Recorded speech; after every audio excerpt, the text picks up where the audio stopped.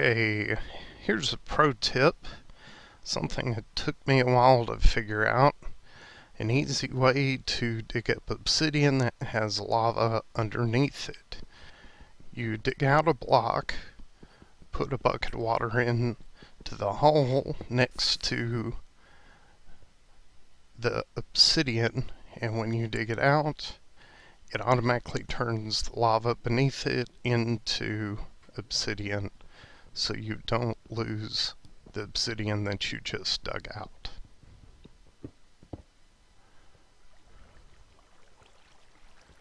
So this is a pretty handy little technique. I've been playing Minecraft since it showed up on Xbox 360.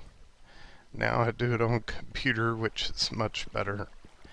And it wasn't until this week that I finally figured this part of the process out. But anyway, I'm digging up all this obsidian to go to the Nether. So here I have the spot that I will be building the Nether portal picked out. But before I go, I need to make sure I have everything I need. You definitely need multiple flint and steels, a chest, a door, some glass, lots of cobblestone,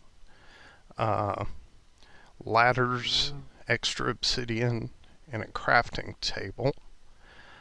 I'm not taking my best tools with me because I have spawned into the Nether in the past, and my portal ended up directly beneath a lava waterfall.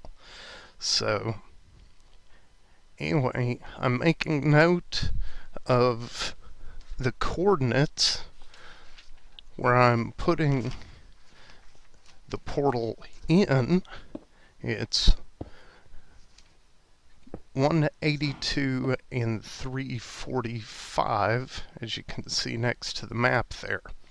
Now these are the coordinates that we will have to sync this portal with in the Nether.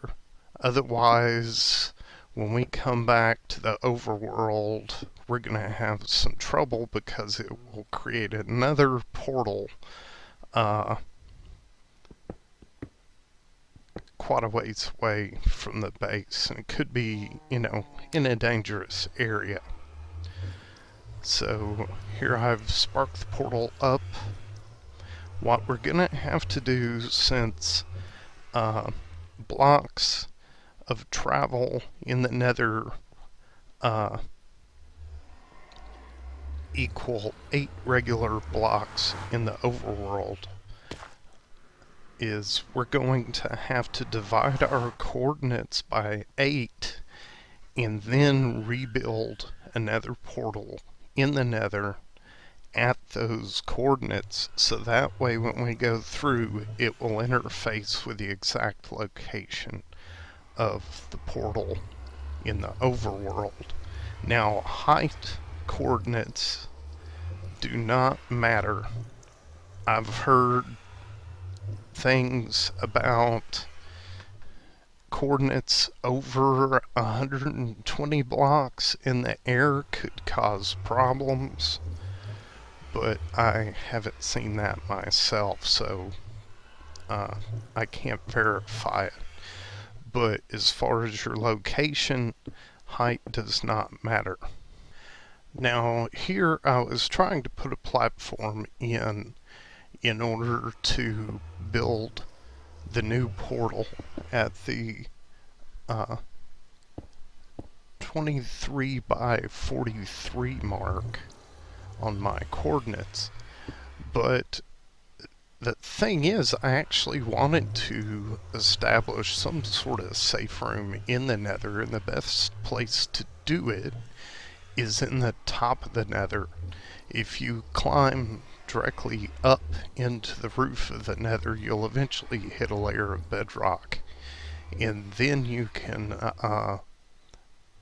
mine your way around freely and then just peek out through the floor and see what you want to mess with that way.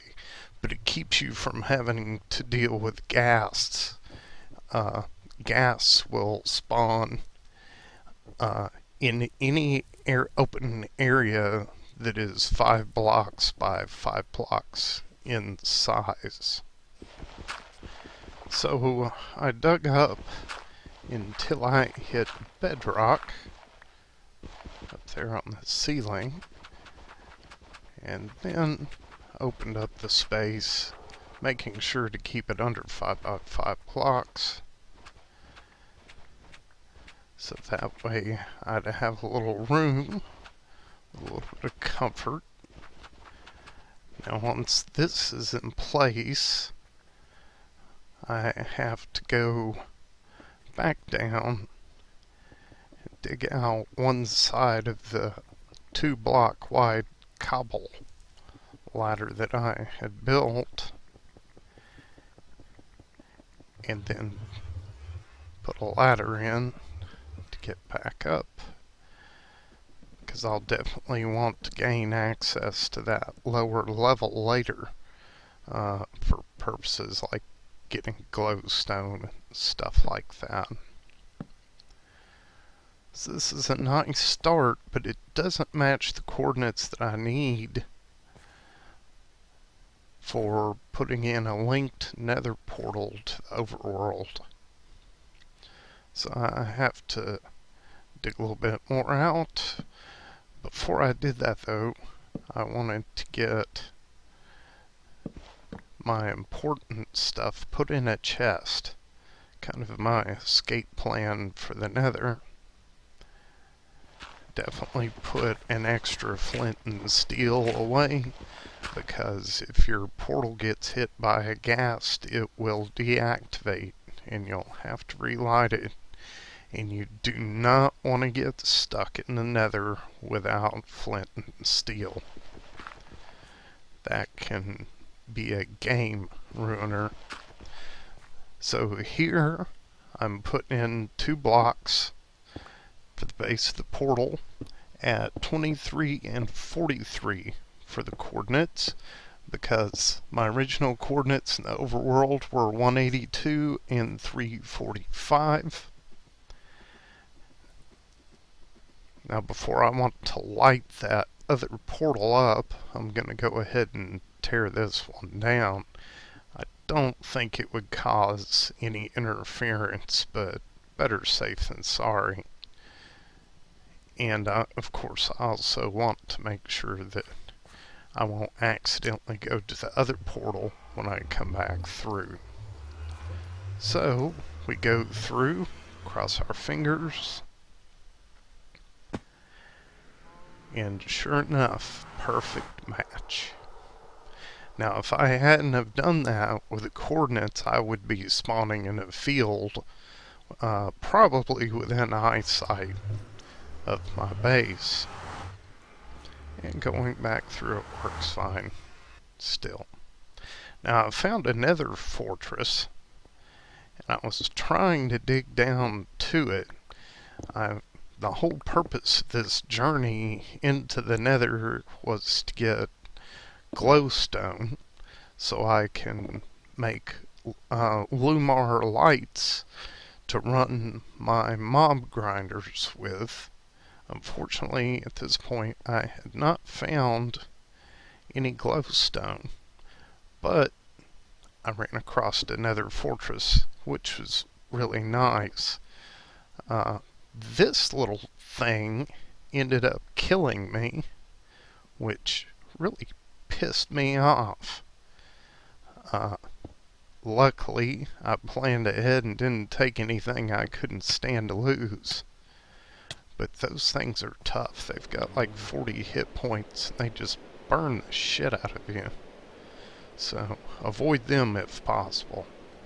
But anyway, now I need to make a feeding station, which needs steel plates.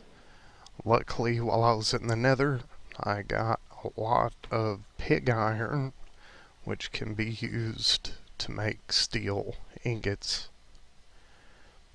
So I have to throw some coal coke into my Stirling generator, And then I'm using the Yeti wrench to connect my leadstone conduit to the rolling machine to give it power. Crescent wrench works the same way, but I got the Yeti wrench for free out of a chest of loot. So I've got my ingots plugged into place. I've clicked on the plate to make it begin, and it's a slow process. Here we are back. It's almost finished. And there, I take it back out, and you can see the power building in the reserve in the rolling machine. If you click on the arrow, it brings up recipes, but if you actually click on the icon, it crafts. So you can either craft slowly, or you can build up a reserve and use it quickly. So now I'm going to need golden carrots, wooden planks, and my steel plate.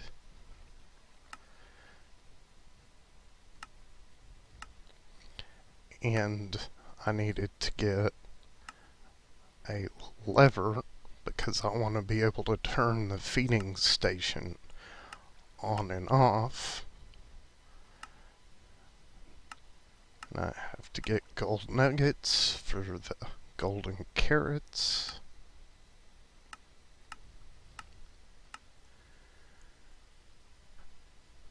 It's not too hard to make as long as you've found carrots and you've managed to get some steel. Now in my cow pen here, I've had a pillar waiting on this feeding station for a while. So there it is in place. I have to go into sneak mode to attach the lever. And for cows, you load it up with wheat. As you can see, there's a couple cows going into mating mode right there. So this should continue to feed cows constantly and breed them without me having to do it by hand. And I can turn it on and off however I want. Now all I have to do is keep wheat fed into it, just come back and kill them when I need to. So anyway, thanks for watching this. Next episode, I believe I'll show you some of the villagers I've captured and how I'm trading my way up through emeralds and stuff. Cow slaughter. Gotta love it. Anyway, thanks for watching.